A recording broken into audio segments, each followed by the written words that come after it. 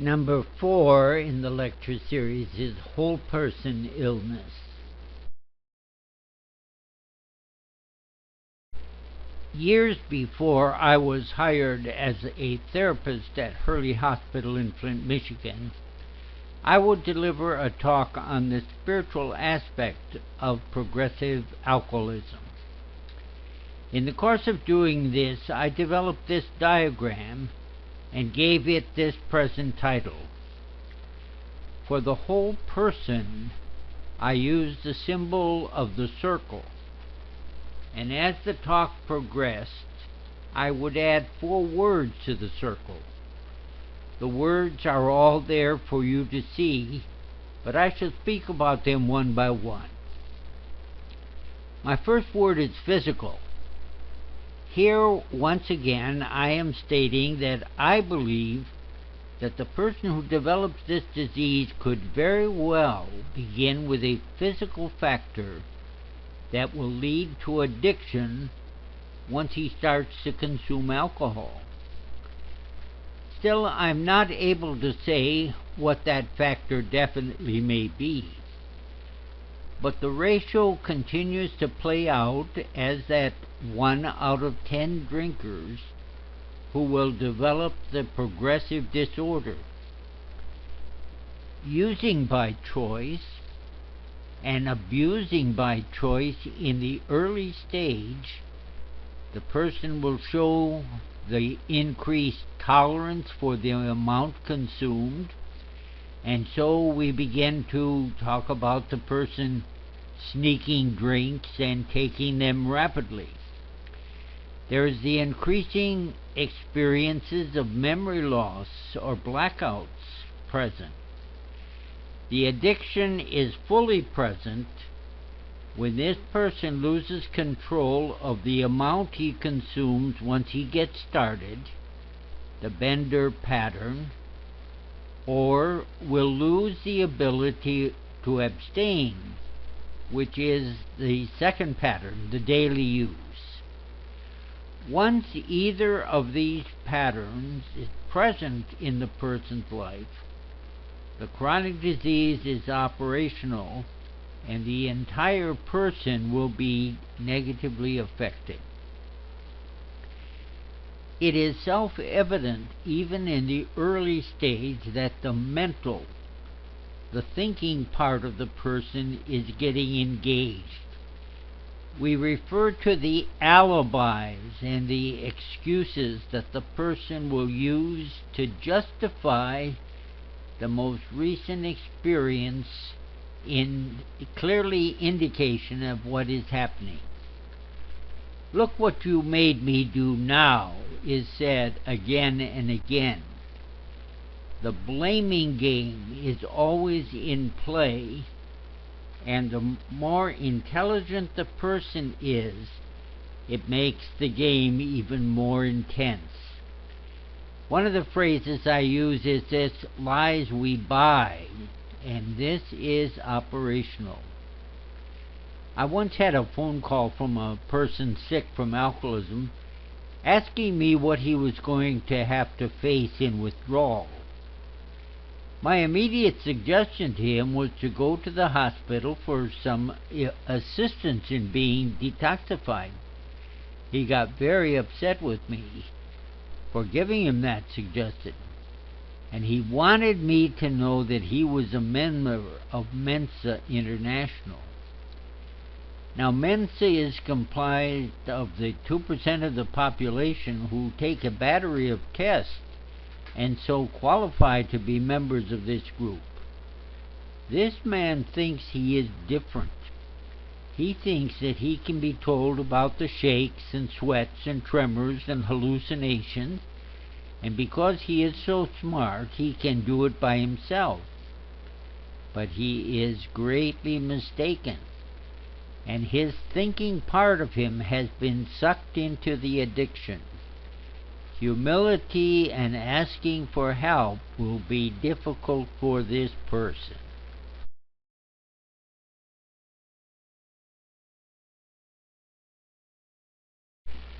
We move next to the third word in my circle, emotional. In the course of these talks and diagrams, I will be making the statement that covering an emotional problem may prove to be the main reason why certain individuals have used alcohol so heavily from the very onset of drinking.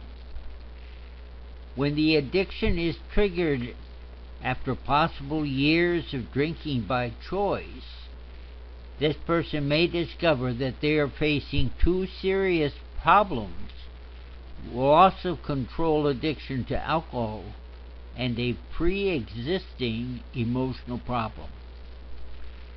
What I mean to describe now is the truth that without that pre-existing emotional condition, you can expect that 100% of those who become addicted will increasingly be disturbed emotionally.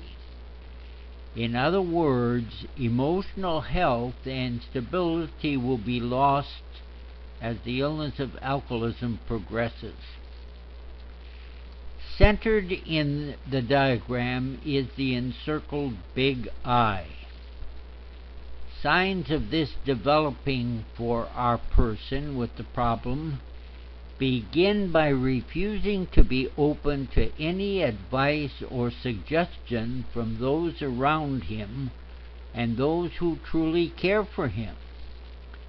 As the complex grows, the person blocks out others and is left to deal with the inadequate feelings of the locked-in little I. The person becomes more and more immature. The four manifestations of this immaturity, according to a psychiatrist, Dr. Richard Heilman, are egocentricity, impatience, intolerance, and defiance.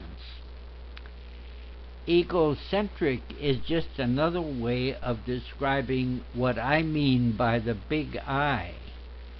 I will do what I want, when I want, and no one is going to tell me otherwise. It may well be that our modern notion of the rights of every individual is going to make it even harder to break through this attitude and this defense. As for the signs of impatience, we can point to several examples. If the people around me do not quickly believe what I say about being sober and changed, then I'll show them, and I really get drunk. Look what you made me do now. It's your fault.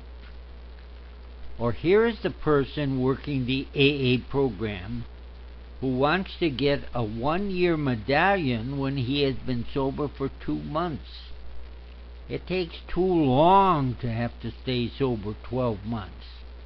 Nothing seems to happen fast enough to satisfy this one. No one could have gotten as sick as the late-stage alcoholic and having so many pressing problems as they have without a great amount of the other signs of intolerance and much defiance. Talk about blocking out any and all comments, suggestions, advice, and being locked in to deal with all kinds of secret and hidden feelings of inadequacy is the emotional condition facing our sick and suffering alcoholic.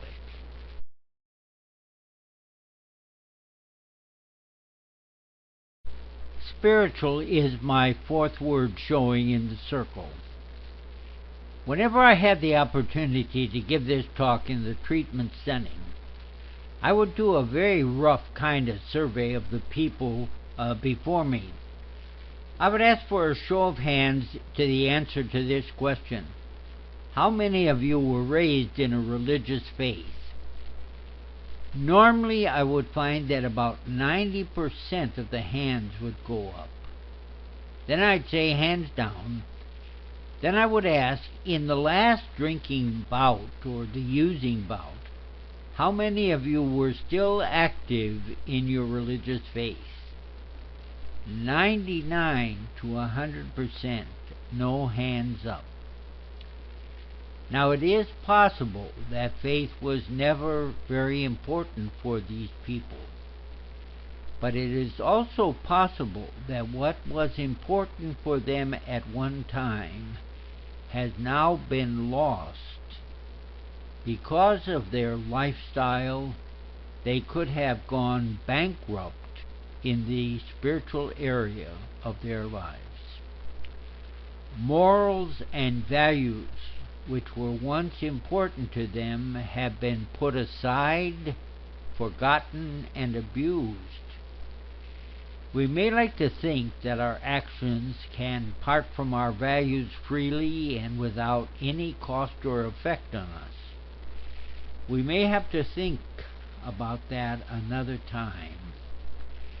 When we lived in Minneapolis with our large family, Nancy and I were once dropped by a garbage collector because he said we had too much each week. So I was going to outsmart the system. My solution? Gather the garbage in the basement, and each Saturday I would haul it to the dump. But we found that it became a very smelly, wormy mess and was not too pleasant to deal with in the car. Our moral garbage can be producing negative effects in us. In the diagram, you will see words depicting these negative effects. There is a group of words declaring a loss of self-respect. When we act in ways contrary to what we have come to believe are good and reasonable ways to behave, we have trouble liking ourselves. Of course, we are pros at rationalizing this away, but we cannot be successful. We can't not know that what we are doing is wrong. And this may lead us to that second word, pain. We may develop ulcers, but the right question might be, what's eating you, not what did you eat. The pain is real and experienced.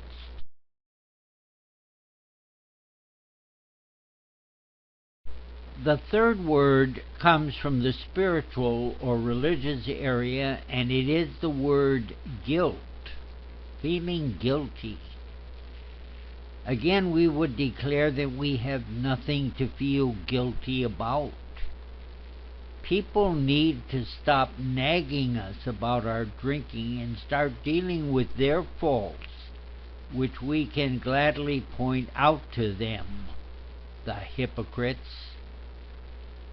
The best defense at this point is a loud and disgusting offense. The bottom comes in the spiritual area when we are bankrupt of our prayers and promises to God and feel that we have nowhere to turn. It is in the desperate helplessness of life's situation that before suicide, the individual may discover the humility to bid farewell to the big I and the honesty to deal with the low self-esteem present here and now. It is a moment of insight or conversion. The will has surrendered, and the new life and victory becomes possible. I have used the parable of the prodigal son in dealing with this often. We see a son belonging to a family and in proper relationship with his father and brother. He has gifts and responsibilities and is doing well, but he wants his independence. He asks his father for his inheritance. I'm sure the father encouraged him to stay home where he could be happy always, but insisting on his inheritance, he very soon departs for what is called the far country, and there he squanders his gifts and talents in wild living. It is much like the alcoholic wasting relationships, health, resources, finances, everything in his life in pursuit of the high. Problems will come to the person like the end of the inheritance and a famine in our parable. He begins to be in want, but will handle the situation with his own effort. He gets employment taking care of pigs. What a kind of job is that for a Jewish young man? Yet the insight and the conversion takes place under these circumstances. It is described by the words, "But when he came to himself, he said." That is the expression of the change that happened to him. It was as if some smelling salts had been passed under a brain lobe, and he suddenly was made conscious of reality, humility, and honesty. His plan now is to return to his father and admit his sinfulness and suggest that he be treated like one of the servants, not as a son. I see him starting the return trip and facing fears of rejection. He may change his direction several times, but then turns around and keeps going home. The other part of the miracle is that the father has been looking for the son ever since he left, and recognizing him a long way off, went running to him, embraced him, and kissed him before the son spoke a single word. Starting his prepared speech, "Father, I've sinned before God and before you. I am no longer worthy to be your son." The father waves him off from talking. And then he asks that a fine robe be given him, a ring for his finger, and the fatted calf be prepared for a celebration feast, because the son who was dead is alive, who was lost is found. For the alcoholic, I might suggest that the robe could represent sober friends in AA.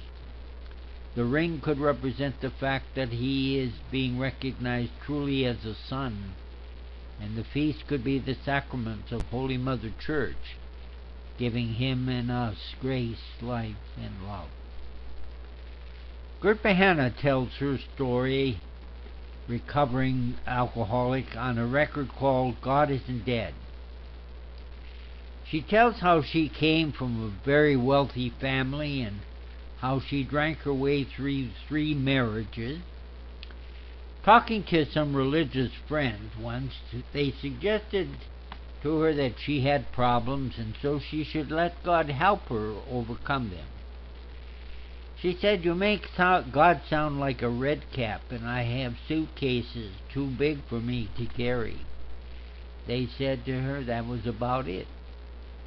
When she got home, she had a magazine from one of them which contained an article by Sam Shoemaker, "It's Never Too Late to Start Over." Gert Bahana dropped the magazine, went to her bed, got down on her knees and prayed, "If you're anywhere around, please help me, for I need help." She said it was like a spiritual shower bath, that she felt cleansed and forgiven. And she stood up and declared that she would never take another drink of alcohol as long as she lived. I believe that she was true to that word until her death.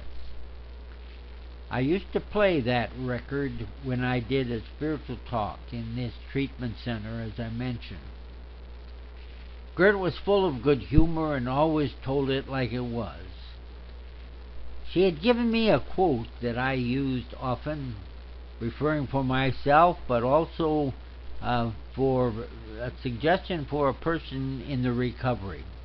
It's a prayer of a long-dead slave. It goes like this: Oh God, I ain't what I want to be, and I ain't what I ought to be, and I ain't what I'm going to be. But thank you, Lord, I ain't what I used to be. The truth from this is that there is always room for growth and improvement for us all. I describe how the whole person gets sick in this progressive disease. So the whole person is going to have to heal in recovery. For each of us, our physical health, our thinking, our feelings, and even our praying are all going to need some attention in the recovery process. In the emotional aspect of our life, we may need to be careful about substituting minor tranquilizers for our booze. There is a question that needs to be faced by a recovering person. The question is, how long should I stay with the recovery program that is working for me? I would say in answer, stay with it until you are honestly willing to do it for the rest of your life. Then and only then is it safe to miss a meeting or stop the anti-abuse or to have the doctor advise to stop the major tranquilizer. Longer is always wiser than shorter for the addicted person to get comfortable in staying sober. The whole person is ill. The whole person needs to get well in recovery.